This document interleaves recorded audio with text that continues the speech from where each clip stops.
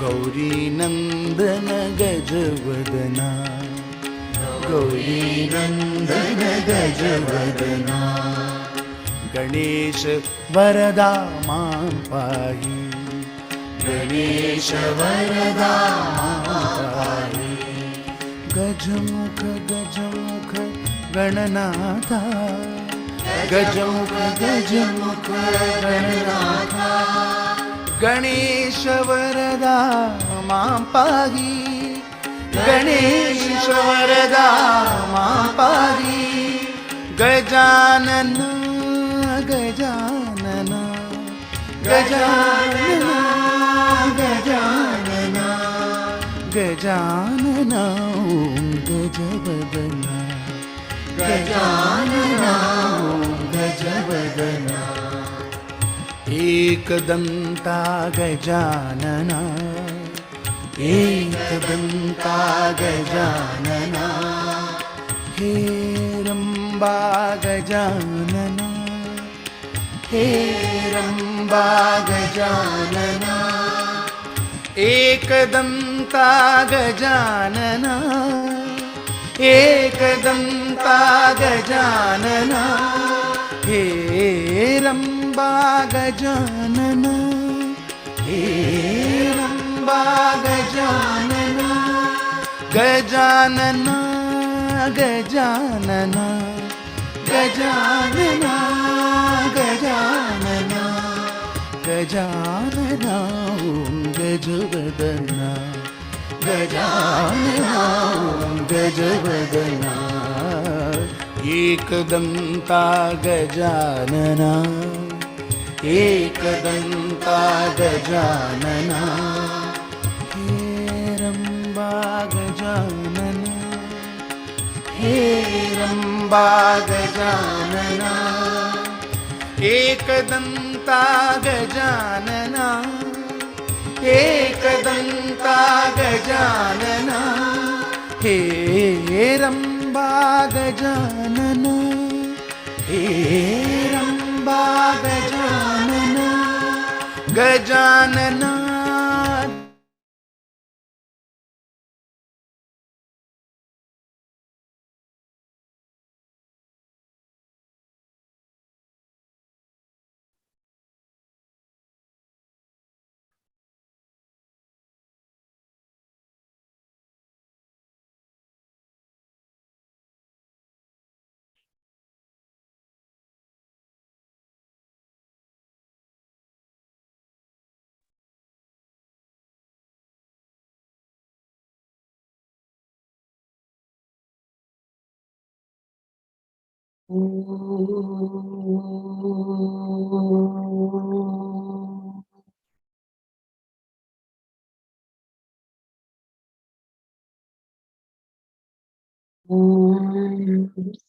सहना भवतु, सहनौ भुनक्तु, सह वीर्यं करवावहै, तेजस्विनावधीतमस्तु मा विद्विषावहै। ॐ शान्ति शान्ति शान्तिः।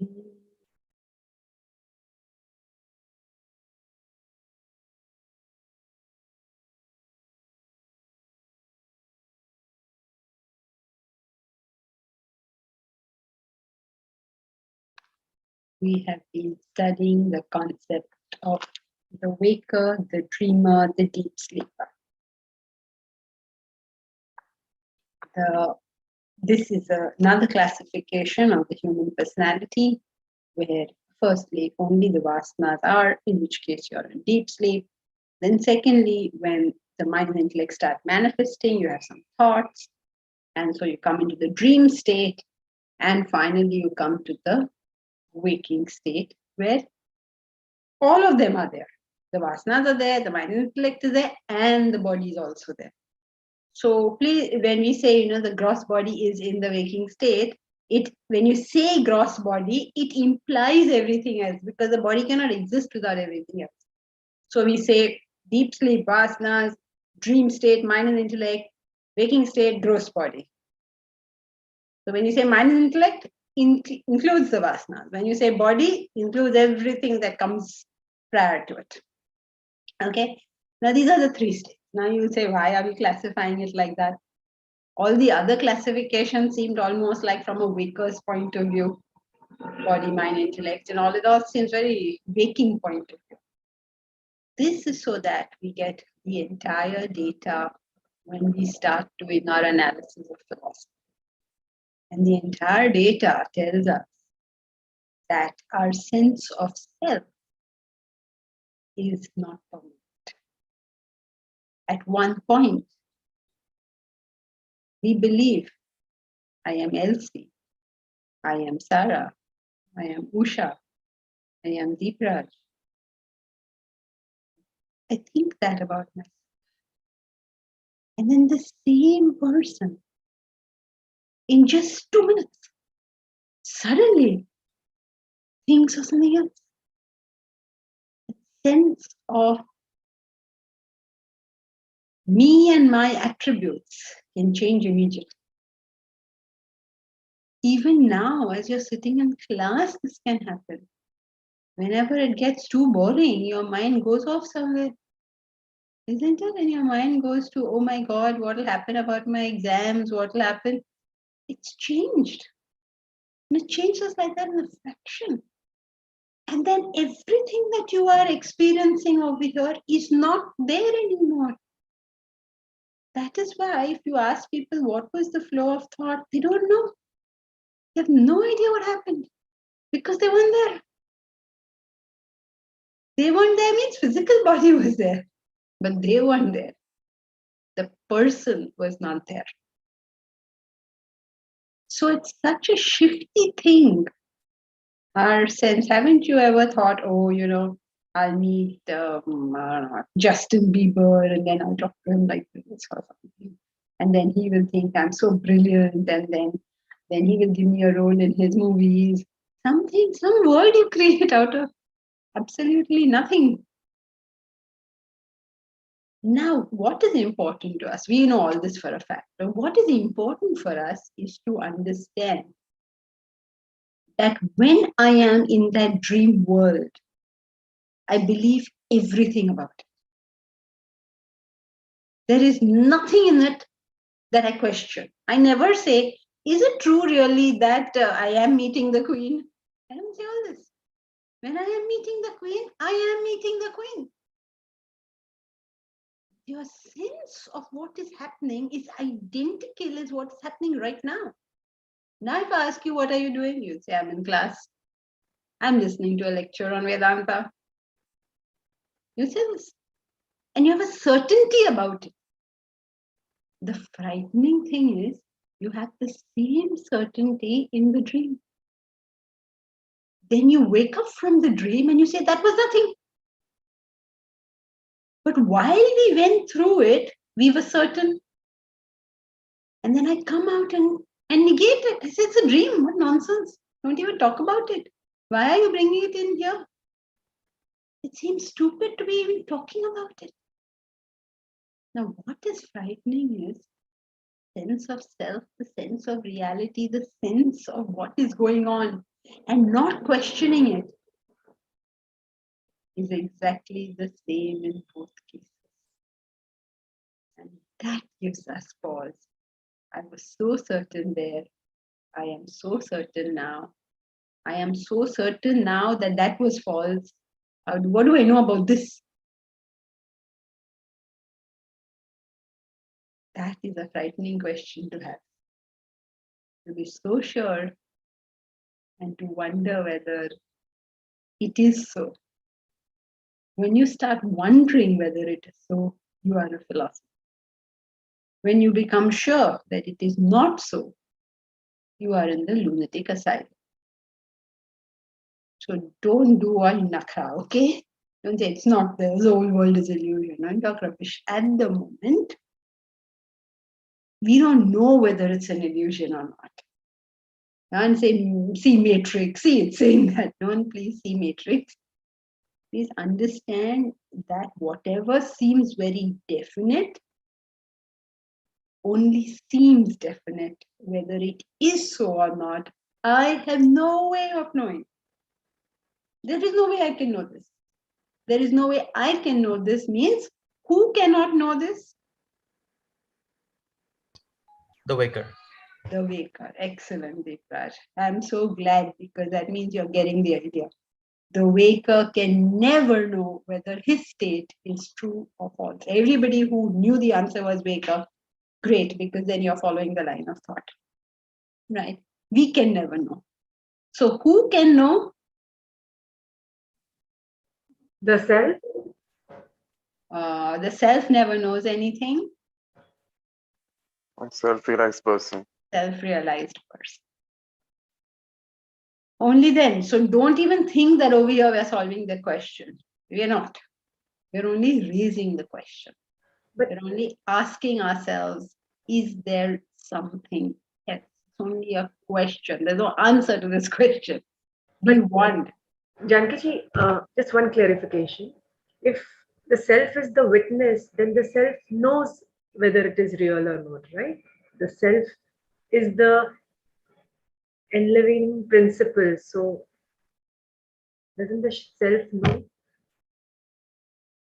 Now let's go back to what does knowing mean? Do you remember? Does anyone know? Does anyone remember? What is the definition of knowing something? Thought plus pure consciousness? Very good, Kinnari. So if thought plus consciousness is equal to knowing, can the self know? Okay, I got it. You cannot know without a thought, Thought. and Yeah. the thoughts cannot be held by the self. Yeah. That is why, it's so difficult to talk about it, because you say you know the self. If you know the self, you don't know. It's a very, if ever we get to Keno Upanishad, you'll read of it over there. Brilliant way he starts chapter 2. And the way he starts it is like you want to close the book, because this is how he starts. He says, he who knows it, knows it. He who does not know it,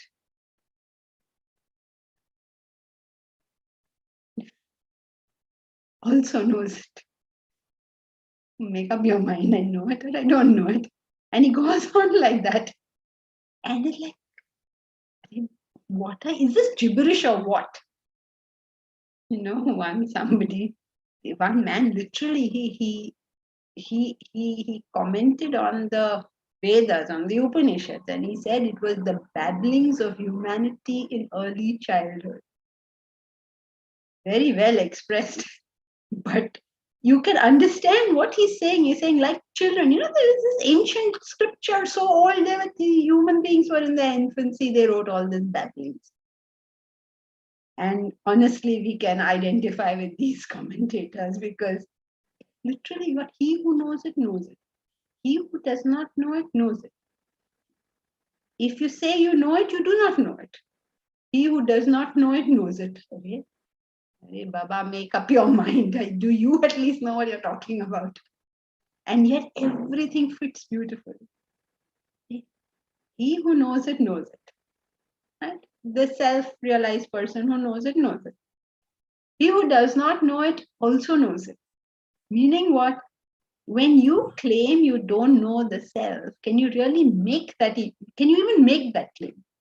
Because every thought, every deed, every breath has been taken with the help of the self. You can't do it otherwise. It can't be done.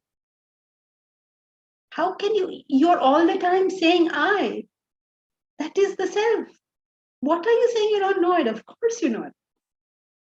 He who knows it does not know it. But if somebody says, I met God, I met the self, he who knows it, that means in the sense of intellectual comprehension, does not know it. He who does not know it, knows it, means what? He who does not know it in the sense of intellectual comprehension. He knows it means he's realized soul. So if you fit it all in, it fits beautifully. But if you just read it like that, you're like, oh, oh, these people have all gone mad and they'll make me also go mad. It's literally like a riddle. If you get it, it's beautiful. And if you don't get it, it's mere babblings. And that's how all the sages spoke. Sometimes it just seems, it's like, what are you saying? And whatever you are saying, why don't you tell us straight? It's frustrating it is for us, but we have no option. So that's why you can't even say anything about it. It's complicated to say something about it. Many sages just get quiet. People get it if you want and don't get it if you don't want. Mera sir nahi khao. Don't eat my head. Madeline, are you familiar with Hindi at all? Since I know you come to India often. No, not at all. Okay. Okay, so Jana Sepa. Oh, don't eat my head. I don't know, don't bother me. So, I hope the base is clear. Anybody has a problem on this, okay? Now, please don't go anywhere else because this itself is complicated. So, don't go anywhere else. Is this clear up to this point? If so, let's continue reading.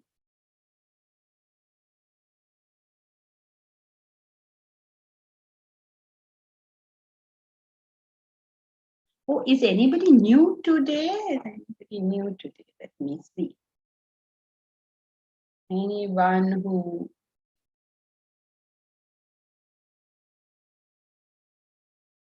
is anyone new? Everybody is on top of this. Okay, great. I think I know everyone today. Okay, so let's go forward.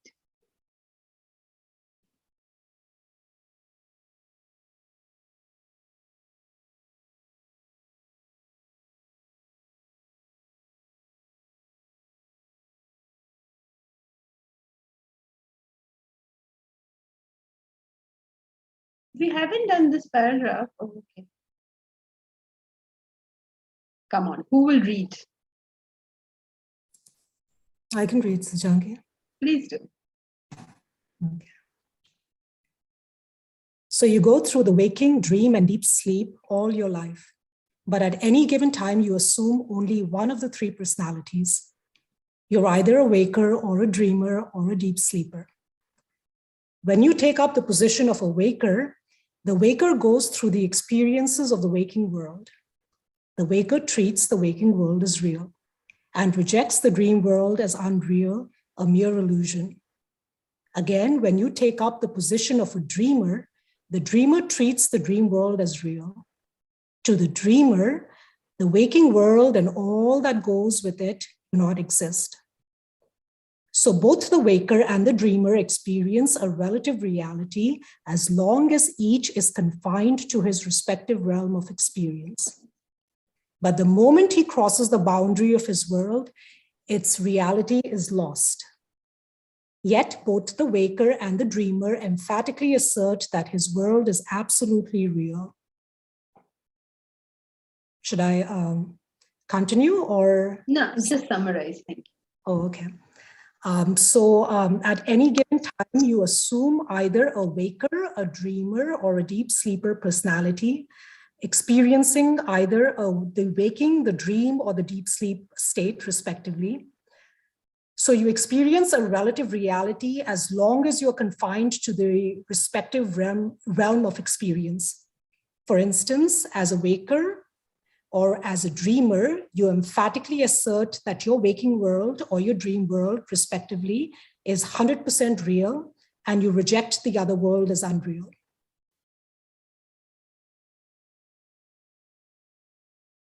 Sister Janki, should I continue with the next paragraph? Or? No, that's it. Let me just see Okay. what has come over here. Mukesh, you're new. Mukesh, is it clear? Is this clear what we are doing, or do you have any thing which is not clear?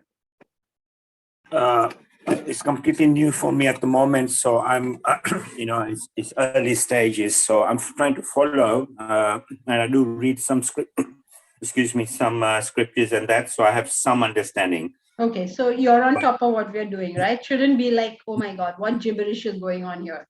It's like clear. No. Okay. Yeah. Thank you. So, anyway, all the best to you, because you've come in at a time which is like hardcore Vedanta is starting. So all the best to understand this, people. This concept is one of the most difficult, and there are a few concepts of Vedanta really to work to sort of understand them. The rest of it is all very easy, but these ones are okay. So, Thank you. Let's do it as best we can. Thank you. So this is okay. This paragraph is okay, right? Because it's already been sort of dealt with. All right. So now we have a nice story, because we need some break from all this. So the story will explain the same idea. Who will read the story? I will. Please do. Janaka was a king imbued with spiritual wisdom. One night he dreamt he was a beggar. He woke up from the shocking dream and summoned his counselors. To them he posed his famous question: am I King Janaka who dreamt that I was a beggar? Or am I the beggar now dreaming that I am a king? The counselors were confused and did not know what the king meant. So they brought in the sage Astavakra to answer the question. The sage gave these pearls of wisdom to the king. You are neither King Janaka nor the beggar. You are the supreme self, Atman.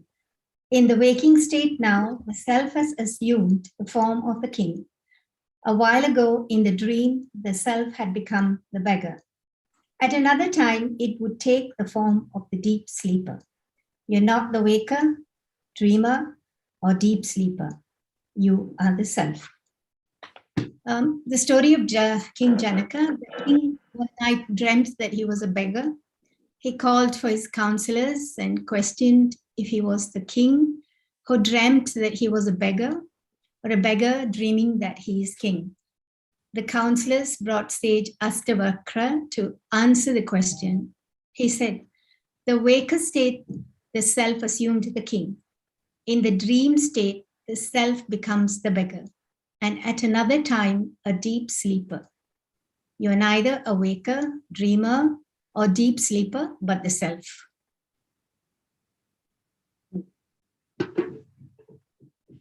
You are not the waker, dreamer, or deep sleeper. You are the.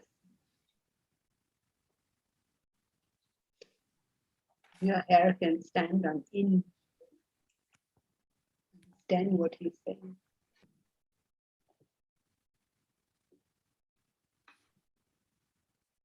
Difficult. But imagine that is the wisdom of Janaka, that he can remember the reality of his dream, remember how much he believed in it. It's actually a pretty long story in the text itself, in the original text itself, where he had 7 sons, and his sons died, and he was so miserable, and what horrible things happened to him, and then he woke up, and all that misery, all that everything disappeared, and he was relieved. And most of us would be. Suppose we were dreaming some horrible things in our dream, and we wake up and we just relieved. But he was a philosopher. He remembered how much he believed those things. How much he cried over those things. We have done the same. Even in the waking state, we've done the same. We have cried miserably over things and later on forgotten. Our worst problem is that we forget. We just forget.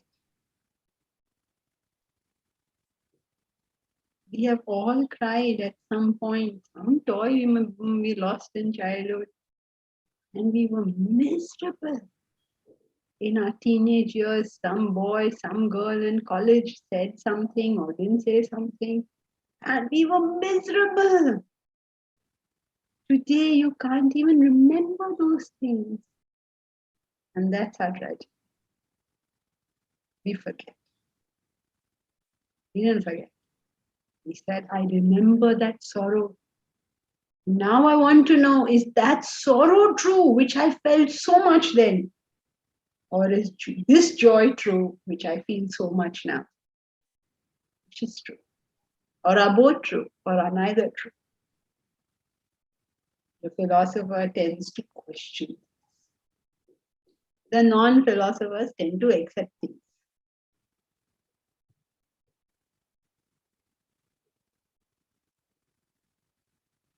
So the sage told him, what a punch there is in the story. You are not the waker, you are not the dreamer, you are not the deep sleeper, you are the self.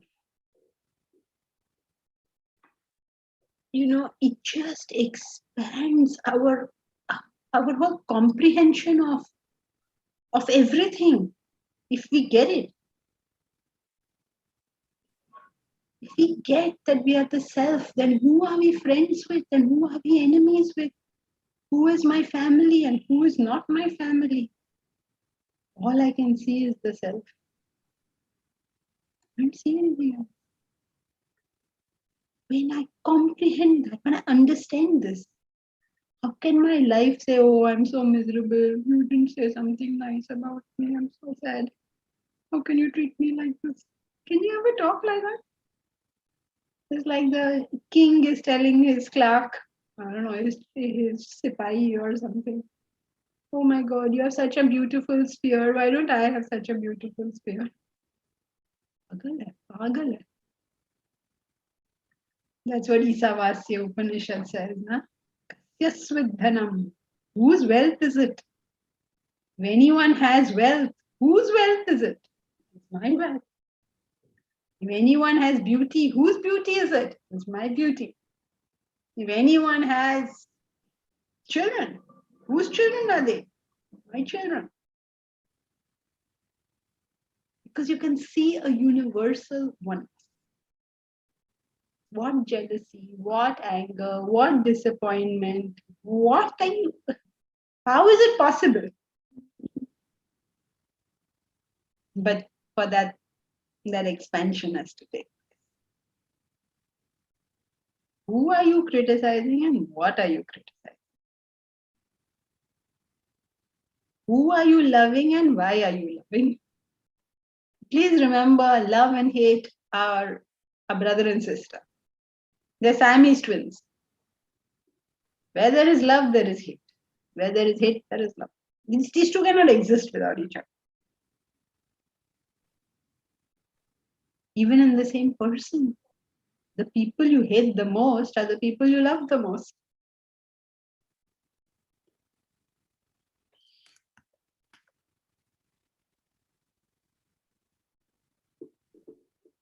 When our minds expand to some higher reality, they cannot be caught up in the nonsense below. They just cannot be. They don't have the capacity to go anymore.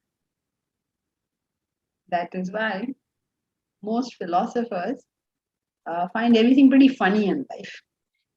They're all good humored because they find it all funny. See, Krishna is not going to sit down and cry because something happened. And anybody's objective becomes quite humorous in life. It just naturally flows. The moment you're objective, it looks funny. Everything starts looking funny.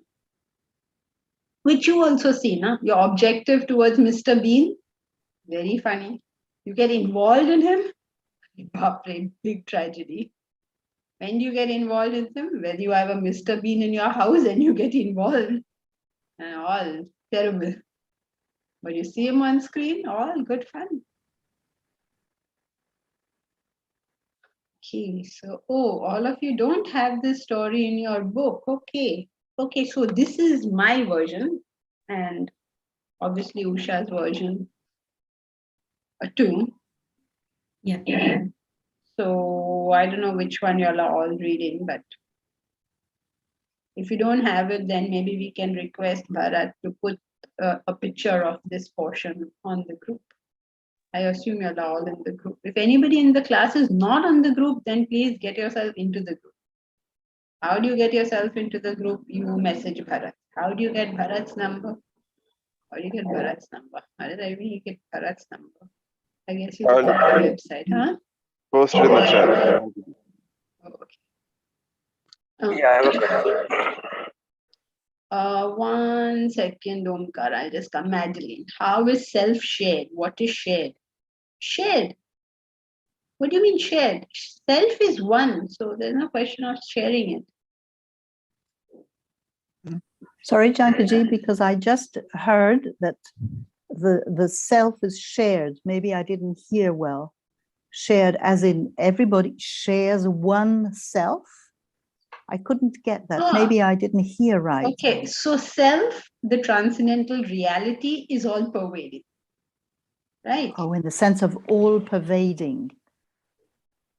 So everybody, I mean, it's not like the self is the same in us all, whether it's a sinner or a saint, the self is the same. Just as whether it is a bulb or a fan, electricity is the same. The bulb is different, the fan is different, but the electricity is the same. Mm-hmm. Similarly, the saint is different, the sinner is different. His different means his body, mind, intellect, his vasanas are different. But the self within is the same. So it's not shared, it's one. That's why the philosophy is known as Advaita, not two. Mm-hmm. There aren't two, there's only one. There's one all-pervading reality. And that thou art, that you are. That's the baseline of the philosophy. But by the time we get to understand what that means, it will take many years. Not a good idea to laugh at an angry person because one is objective. Yes, of course, Varsha, you don't laugh when you at the person. You never laugh at any person, no matter what state he is in. But an objective person finds it funny more than anything else. And don't you know this gentleman who used to come to the house and his amazing ability to see negativity was unparalleled. Absolutely unparalleled. You spend one evening with him and you're on the verge of suicide. He is so negative. You can say anything to him and he will, with facts and figures. I mean, he doesn't talk in the air. With facts and figures, he'll tell you why that thing is so bad. Anything. And then like first we just thought was funny, and then we used to play a little game. We used to just throw some topic to see how is he going to make this one negative. Good. And he was very well informed. He could make anything. And then slowly, nobody's laughing at him. We're all like, oh, I see, yeah, really bad, really bad. But we couldn't sometimes help ourselves. We had to actually crack a joke so that we could laugh, because his ability to make everything look black has been unparalleled. As I remember him now also. Amazing ability. Anything. And it was a great football to throw at him. Any topic you choose. You choose, corporate affairs. Bad everything is. Then you come to spiritual life. Arey Baba, so bad it is. You saw that fellow what he did. You saw that fellow what he did. Okay. And marriage, Toba. We finished the no end to this topic. There's no topic. How children behave. Hey, today's children, how they, everything. We could never see a single good thing. Now, most people ran away from him because he would cause depression wherever he went. But for some others, this was the most entertaining evening because it was all very interesting to find out how can you make everything look black like that. So an objective person usually finds things funny. Now, suppose that was done by your own family member. Then you start arguing with them. How can you be like this? How can you say that? You're just an evening visitor. You tend to be objective. Some people argue even with the evening visitors, but most people manage to keep some objectivity with that. But family members, arey baapre, everything you start arguing, everything you will take, something you have to say. Almost like we expect our family members to be perfect. If they were so perfect, if my husband was so perfect, why would he want a wife like me? So thank God he's imperfect. Otherwise, he'd have found somebody better. Isn't it?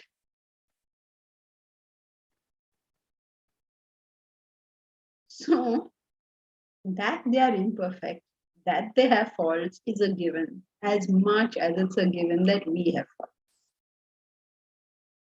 That I'll just accept this and try to stay objective about it, rather than keeping on saying, you did this, and you did this, and you're so bad, and you're so no. So, Can I say something? yes, of course, Varsha. And the problem is when you try to implement that without um, internalizing it. Like, I'll say, okay, I'm going to be objective. But that builds resentment in me because, I'm pretending to be objective. So I think that transformation inside is more important, and that will take a lot of work. So this is not going to happen very soon, right? No, but this is I think it's a good point to raise, though it is a bit out of the context. The fact remains that when you understand what is objectivity, there won't be a problem. Objectivity is our capacity to take one step back. When you're derisive about somebody, you are still involved. Right. Objectivity is you stand back. You understand. Yeah. So but it is not in the practice, it is in the comprehension, as you have heard a million times before. Yes. So this has to happen from instance to instance. Every instance, you have to take a step back. You won't be able to do that. No, because part of your objectivity will tell you that I do get involved. And the reason I get involved is because I have desires. Wherever I have desires, I will get involved. So what can I do? I have to have a higher vision in life. Right. To the extent I don't have a higher vision, just forget about objectivity. It's not happening. So the highest vision is what he's giving us now. That you are the self. Can you imagine? For a second, take that stance. I am the self.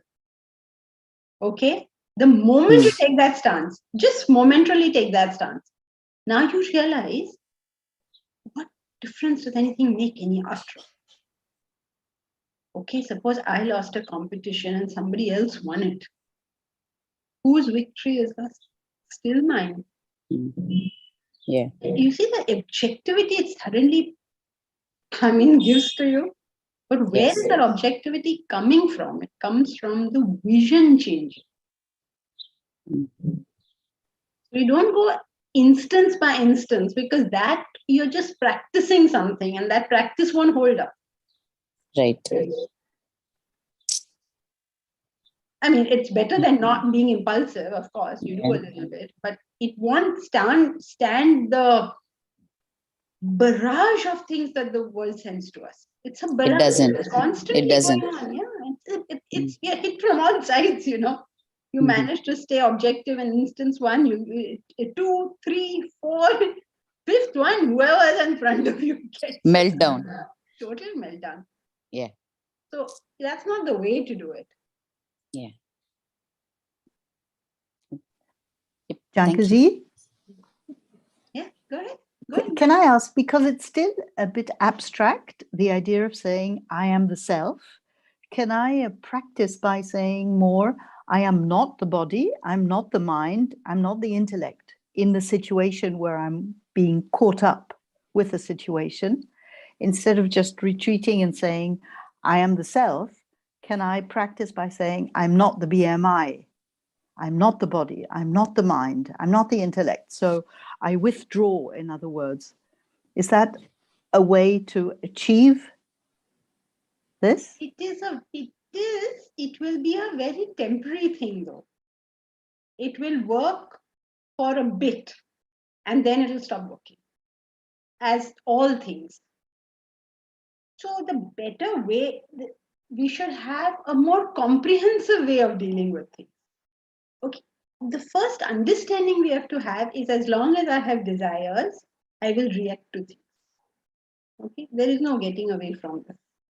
Now I have to deal with this as best as I can, because if I keep reacting, I'm going to create a bigger and bigger mess. So I have to deal with it as best I can. So what am I supposed to do?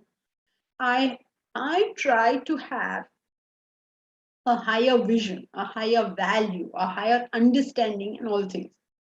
For instance, if I am married and my husband says very stupid things to me, then I think I can think to myself, is this sentence which he is about just now said, this rude, irritating, whatever he has just done, or he's left the light on, or he's switched the fan off, or whatever irritating thing he has now done, is this more important, or is the relationship more important? If I believe the relationship is more important, if I genuinely think so, then I'll say, okay, chalo, yaar, chodo, leave it. If I think this is more important than the relationship, then you'll have to leave the relationship, because sometimes people can do things which are far more important than the relationship. Like, for instance, it's an abusive husband who started hitting you and all. Then you say, okay, not being hit is more important than the relationship, so off I go. But in most other cases, you say, okay, he is putting up with stuff that I'm doing, I'll put up with this one. I'm not an easy person to live with. It's not easy for him to live with me. Obviously, it's not easy for him to live with me because he's reacting, no? His reaction to whatever he thinks I did stupid. So something that gives us a higher vision, if we jump all the way to the self, and the self is not our constant thought the rest of the time, it won't work. So in terms of growth, we have to keep on taking higher ideals in life.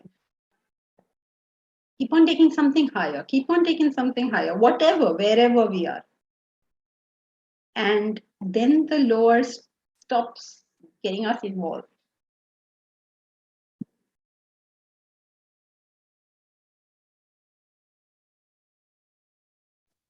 Yes, that really helps. Yes. To take up a higher ideal, take up something. Don't always say, I'm so bad, I got involved, don't keep criticizing yourself. If I didn't get involved, I mean, like, it's a given I'm going to get involved. What's to say? Of course I'm going to get involved. Anybody with desires will get involved, and they'll get involved to the extent they have the desire. Oh, what's to say? But what I can do is have higher desire.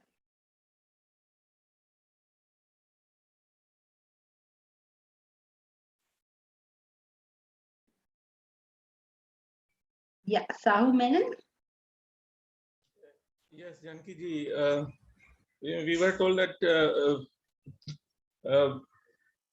when we should always address ourselves. When we say I, it means the self, and when we talk to somebody else, we are speaking to Mr. X or Mr. Y. So there again, when we say that when I means the self, it's a forced thing, it doesn't come naturally. We always think that I am Sahu. So there again, are we trying to practice? Does it become a practice by continuously referring to I as the self? Or No. You don't do these things because, I mean, you can do them because they're very inspiring when you hear it. And, for that moment, our minds are lifted, so we remember it. But these are not sustainable because we are not there currently. We have to go one step higher than where we are. Just one step higher, whatever. So wherever we are, like, think of it like the managing director of the company. The sales guy will come and say something, the production guy will come and say something, The finance guy will come and say something. What's his job? His job is to take in all this information and come to some kind of mature decision about it, isn't it? What gives him that kind of objectivity, which the sales manager and the finance manager and the production manager doesn't have? He just looks at it from a higher perspective. He looks at it from the organization. These guys are looking at it from the view of their departments. Finance will say something, but what are they? Why are they saying all this? Because it's from the perspective of that department. So the moment you see the higher picture, you see something unifying, and then you know how to make your choices. Wonderful. Thank you. Okay, Omkar, sorry you got pushed back. Yeah, so I had three questions. The first one was that does a self-realized person dream? And if he does, how does he identify with the dreamer? Yeah, that's one. Second is, we have always heard King Janaka to be a self-realized person. Maybe when he dreamt as himself to be a beggar, he was probably not self-realized at that time. But I mean, the identification that he developed with the beggar doesn't kind of give confidence that a self-realized person cannot be. I mean, the self-realized person is all-knowing. And the third question is. Wait. Let's take these two first. By the time you finish, I will have forgotten the questions. Number one, does a self-realized person dream? If the self-realized person can be a waker, why can't he be a dreamer? Okay. Second question is, we have heard of Janaka being self-realized. No, he self-realized is not that. That's not his thing. His state. Janaka is supposed to be the man of renunciation, of very high renunciation. That is why he is able to ask this question. So he's not considered. Now we should also be very careful about labeling people as self-realized or not, because it's very stupid. It's like a child labeling somebody as adult or not. The child cannot tell this. The waker cannot tell who's awoken and who's not. So we can't tell who's awoken and who's not. So let's not label it. But traditionally, Janaka is considered to be a man of extremely high renunciation. He is not referred to anywhere as an Avatara Purusha, as far as I know. I don't know if you have some reference that shows him that way. Yeah, so when a self-realized person dreams, is he able to distinguish him? I mean, why are you going there? It's the same for him, waking and dream. What's different then? I mean, between. If he can be a waker, he can be a dreamer, he can be a deep sleeper. If you give him any one of them, you have to give him the whole lot. They all come together.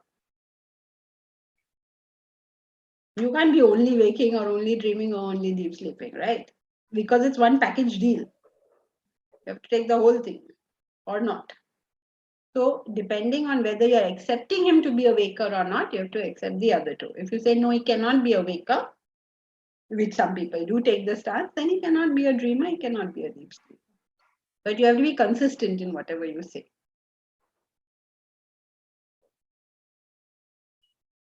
And the third question, Jankiji, was that it seems to me that these three states are put on the same platter, the waker, the dream, the sleep. However, everything that we do for self-realization is in the waking state. All the effort that is put in is in the waking state.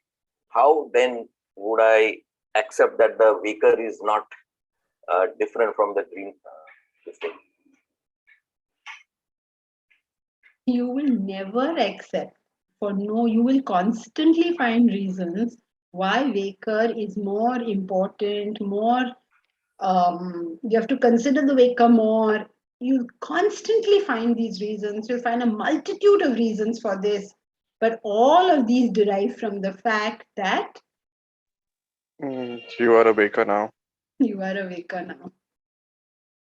In this state, this is all you can see.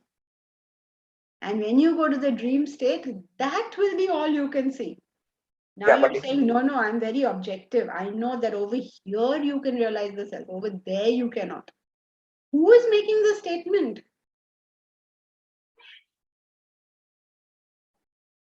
so if there is anything called self-realization,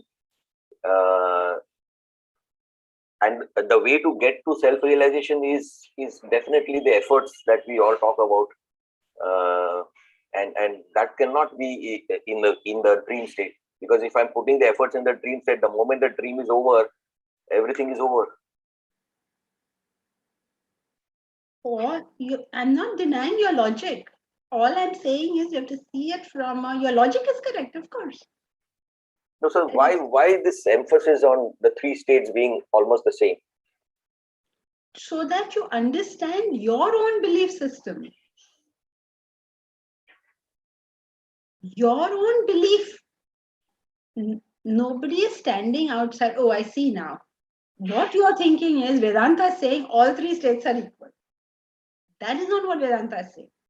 Vedanta is saying when you are in a particular state, you believe that state to be the most important, which is a fact. That's what Vedanta is saying. Since this exists, that means you had three complete beliefs within your 24 hours. Complete beliefs. Now, within your 24 hours, you had three different comprehensions of what you are. Who do you think you really are? That is the point it is making. But it seems to me Vedanta is telling me that your waking state is also unreal, because from the perspective of the dreamer, there is no waker.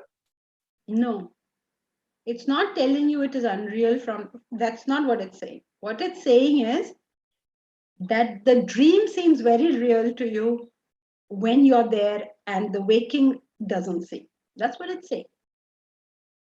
So is the state real or unreal? That this rishis have told us that it is unreal. And the reason they have told us that is because they know now a fourth one. That is for us to take on faith or not, whichever one you want. You can take it or reject it. But in either case, you can neither prove it. And very importantly, which is the shocking part, you cannot disprove it. You'll never be able to either prove or disprove it. But the beauty of this is they've worked on it so much, they tell you what is possible and what is not possible. You cannot prove that this waking state is real, and you cannot also prove that this waking state is unreal. And the reason you cannot do either is because you're in it. So understand the perspective from where it is talking, and then you want to. Can I ask something? So this, I mean, in our journey, it's like iska main kya karu? That is my question. Is this just to put that seed of doubt in my head that, you know, what you consider reality is it reality? That is the function of this whole chapter, this explanation, because as such, you know, all the other things that you learned to now, I can use them practically. This is just, I guess, you know, philosophy, which I'm not I'm not able to apply. I think that's what Omkar is we trying never to say. have to apply. Philosophy is only for comprehension. And if you comprehend this, the immediate result of this comprehension is what? One word, whoever got it. Objectivity. One word. Objectivity. Imagine if you're questioning the reality of what Neha is doing, are you going to get all worked up about what she's doing? No. You're questioning, is she doing that? So you're questioning, so you don't get worked up. You see, and that's the other thing, when you understand that you are the self and the other person is the self, you start seeing things even from another person's perspective. Because you're now taking a higher stance. You see, you know, some people will say, see that person, she lied so much. And then after some time, they will tell you a lie that they told.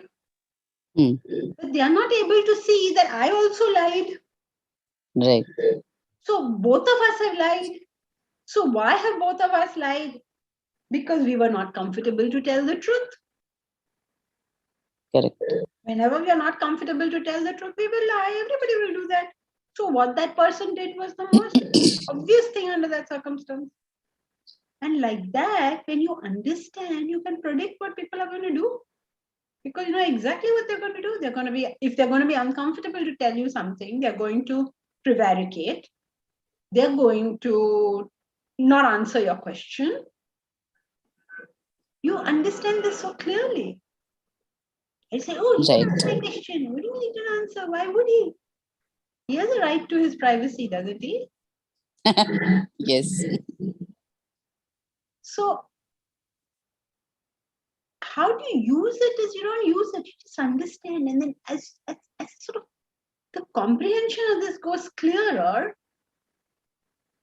I hate to use that because it sounds like esoteric. It's not like esoteric or anything, please.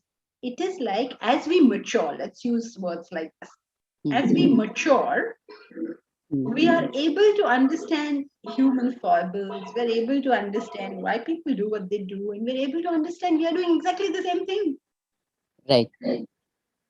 And we did it too. I mean, like, when you had to explain to your mother why you did something that she's going to disapprove, what did you do? Yes. So it's just like normal life is going on, nothing. Yeah. So No. It's just that the 3 states is as high up in the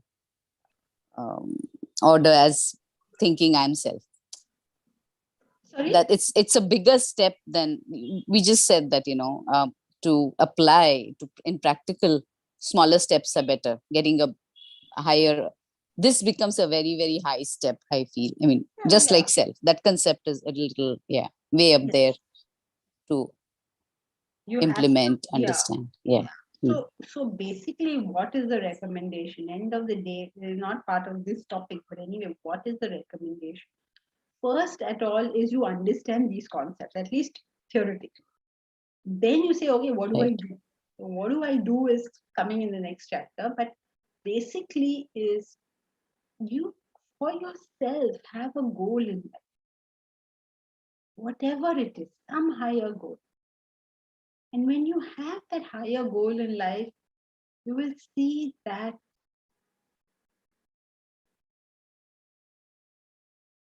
you get an automatic objectivity towards it. You just get it. True. So everybody should fix for themselves some higher vision, some higher purpose. And stick to that. Not every 6 months you change that. I mean, you can change it means you can elevate it, but not one day I'm looking after orphans, one day I'm looking after tigers, one day now I got interested in AIDS. Choose one thing and stay with it. Stay with it for a long period. Because just the staying with it for a long period will do a lot. Yeah, thank you. Okay, so shall we continue?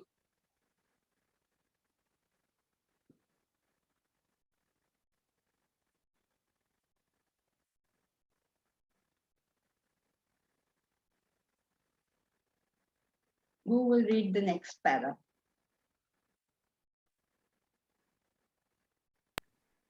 I'll read. Okay, go ahead. Do you have so it is with everyone? We have moved ahead, Omkar. Yeah, that's the next one. You must realize, is that the one now? So it is with everyone is what's in my book. What have you got? No, I have you must realize you are not the waker dreamer. Oh, it is.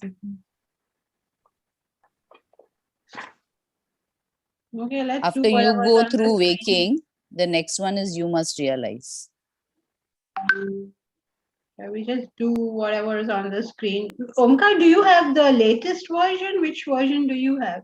No. Yeah, he has the same one as us. Yeah. Yeah. You must realize you are not the waker, dreamer, or deep sleeper. You are the supreme self, Atman, God.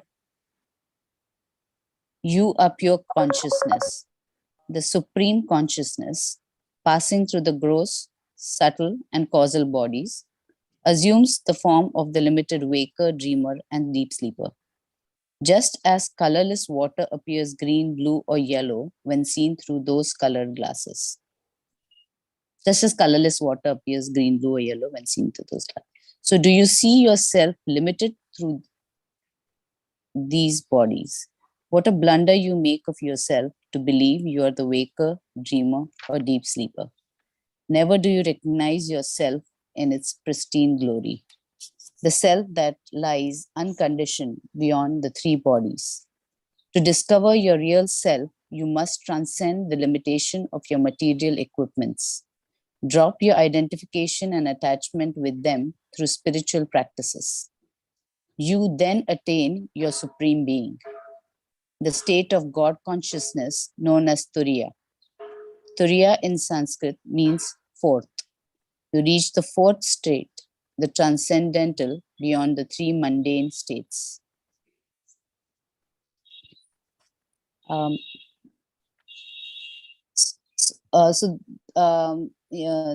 It's saying that you have to realize that you're neither of the three states. The reason to question each reality is that you're beyond that, you're supreme. It is just that when you're in each state, you think that is real, which is what he means by the wearing the colored glasses. So there is actually a fourth state where you discover your real self, and that's called Turiya. Okay, so only it wasn't, the example was not a, yeah, good, Barsha. It wasn't wearing the glasses, it was through the glasses. I mean, you have three glasses of three different colors. Yeah, sorry. Yeah. And the water in them is different. So similarly, you have three different states, they appear different, but the water in them is the same. So in the waker, dreamer, deep sleeper, the self is the same, and that self is what you really are. Okay, good, Barsha. Okay, so that's it for today. Now, Reshma has a. Priya has an announcement. Oh, Priya has an announcement. Okay. Priya. Hari Om, everyone. Just a gentle reminder. As you all know, the more likes we get, YouTube's algorithm puts our videos on the main page, thereby making our class available to a wider audience. So please, let's make this happen. Press the like button. Thank you. Hari Om. Can I Thank say you, something? Janki ji. Yeah, I went and did that like thing, and I found a lot of videos had